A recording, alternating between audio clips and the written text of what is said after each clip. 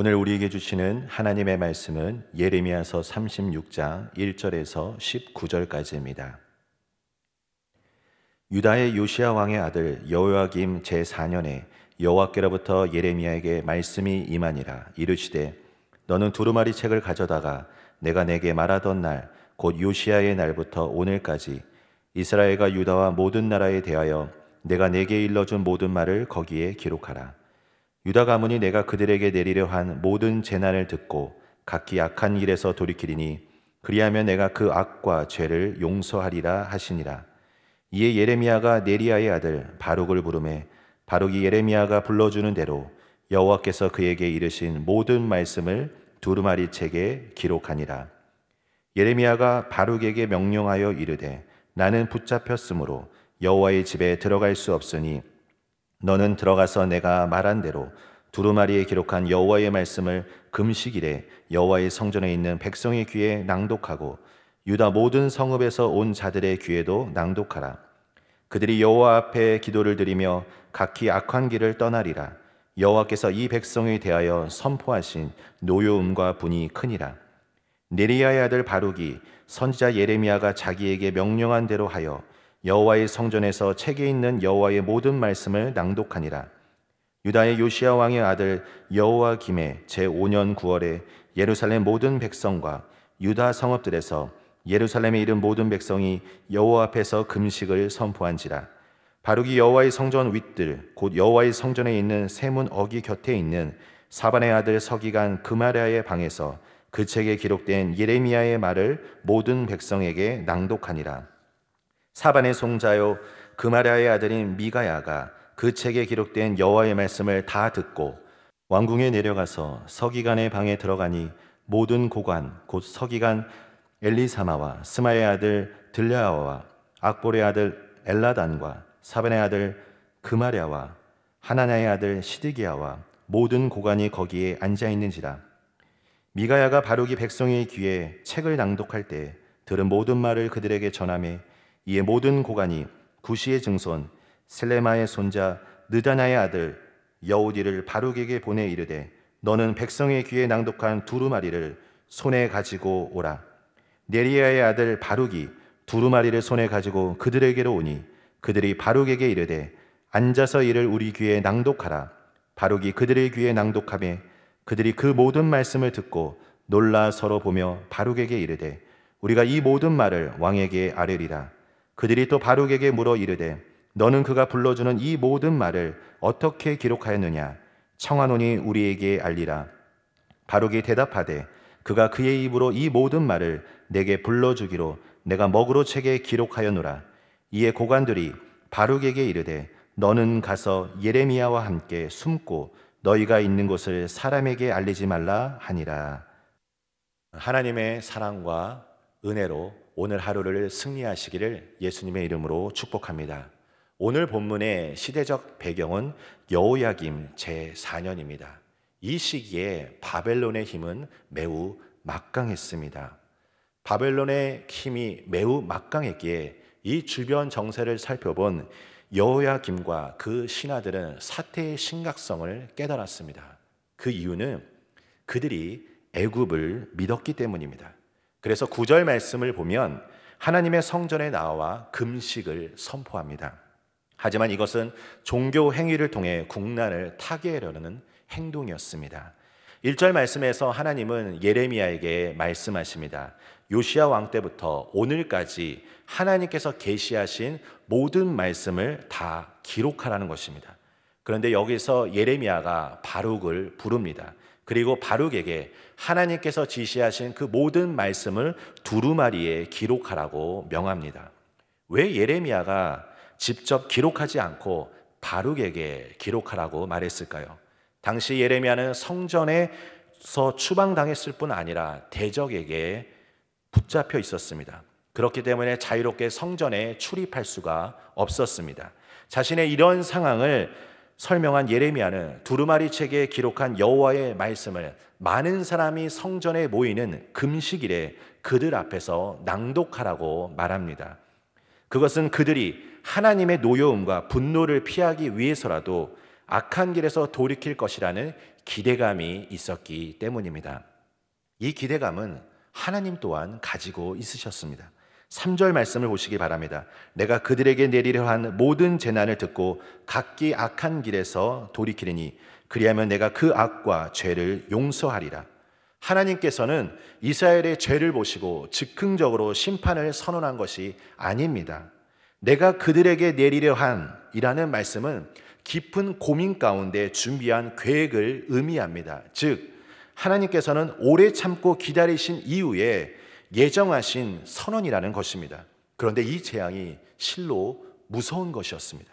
16절을 보시면 하나님께서 전해주신 모든 말씀을 듣고 그곳에 있었던 사람들이 놀라며 왕에게 아뢰겠다고 말합니다. 하나님의 노여움과 분은 매우 컸으며 유다가 하나님 앞에 저질러온 온갖 죄악과 그 죄악에 대한 하나님의 강력한 심판의 메시지가 매우 큰 것을 알기에 그들은 지금 두려워 떨고 있는 것입니다. 하나님께서는 유다 사람들을 바라보시며 그들의 현재의 모습을 정확하게 말씀하십니다. 이것은 오늘 우리에게도 마찬가지입니다. 성경을 통하여 나의 신앙과 영적인 현주소를 하나님께서는 보기를 원하십니다. 여러분, 하나님께서 원하시는 것은 금식과 같은 종교 행위가 아니라 말씀에 순종하는 삶입니다. 겉으로 보이기에 여호야김 왕이 금식을 선포했지만 예레미야 선지자가 감금되어 있다는 것을 볼 때 여호야김이 하나님의 말씀에 순종할 의사가 없다는 것을 우리는 알 수 있습니다. 사무엘 선지자가 사울에게 말한 순종이 제사보다 낫다라는 말씀이 있습니다.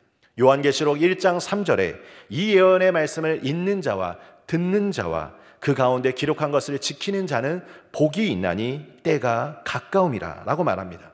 말씀을 읽는 것과 듣는 것에만 머무는 것이 아니라 이 말씀을 행하는 것이, 지키는 것이 중요합니다. 야고보서 1장 23절에서 25절까지 보면 누구든지 말씀을 듣고 행하지 아니하면 그는 거울로 자기의 생긴 얼굴을 보는 사람과 같아서 제 자신을 보고 가서 그 모습이 어떠했는지를 곧 잊어버리거니와 자유롭게 하는 온전한 율법을 들여다보고 있는 자는 듣고 잊어버리는 자가 아니요 실천하는 자니 이 사람은 그 행하는 일에 복을 받으리라고 말씀합니다. 우리는 꼭 기억해야 합니다. 바로 순종입니다. 말씀은 행하라고 주신 것입니다. 선지자로서 하나님께서 주신 사명을 따라 살아가는 것은 쉽지 않습니다. 하나님께서 주신 말씀을 가감없이 전해야 하기에 때로는 감옥에 갇히기도 하고 핍박을 당할 때도 있습니다. 심지어 생명의 위협을 당할 때도 있습니다. 그리고 예레미야처럼 심판의 말씀을 전할 때 그 말씀을 불편하게 생각하는 사람들도 있습니다.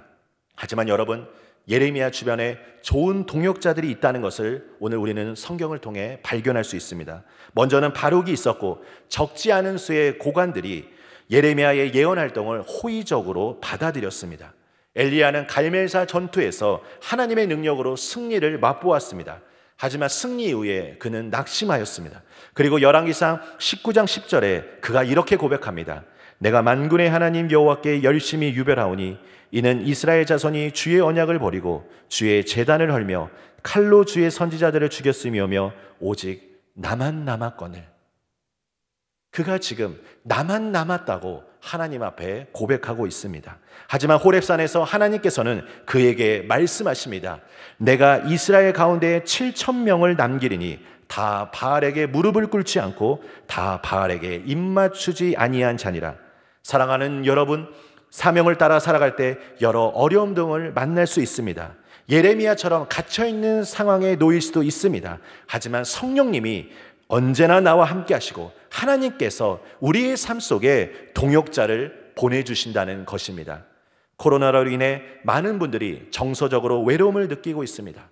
오늘 하루 나와 함께하는 공동체 한 분 한 분을 위하여, 그 영혼을 위하여 예수님의 이름으로 축복하며 기도해 보시기를 간절히 소원합니다.